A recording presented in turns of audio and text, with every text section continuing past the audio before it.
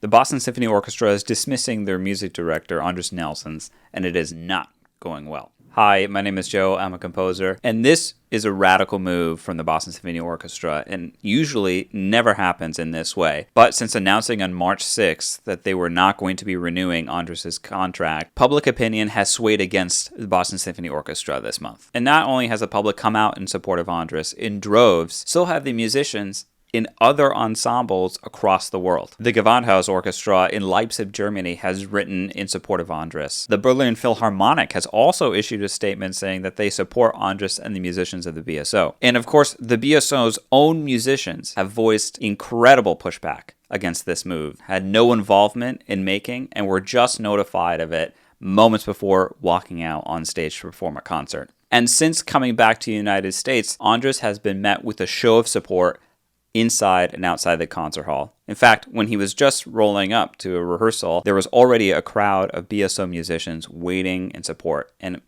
actually opened up into a chant. At a recent concert, they donned red flower lapels in honor of the Latvian flag to show support for Andris. So with all of this support for Andris going around, what have we heard from the BSO? Absolutely nothing. It's been reported that BSO leadership actually met with the musicians to give them a rundown of their decision-making process, and from what's been reported by the BSO musicians and the Boston Globe, it wasn't an impressive session. Basically made it seem like Andris' dismissal was all about writing the budget and aligning on a future mission or vision for the BSO, but the leadership did not illuminate what that vision would be. So where do we go from here? Since we haven't heard from the BSO, what exactly is going to happen? A lot of people, subscribers, supporters, audience goers, they're feeling very anxious about what the next chapter is going to look like. And it's obvious that whoever comes to fill Andris' shoes not only has to regain the trust of the organization, but the trust of the musicians,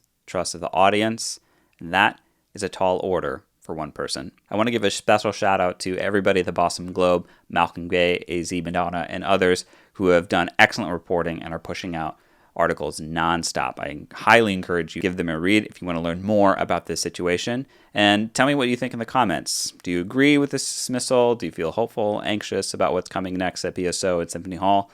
Let me know. I'm looking forward to seeing them. And as always, follow for more music.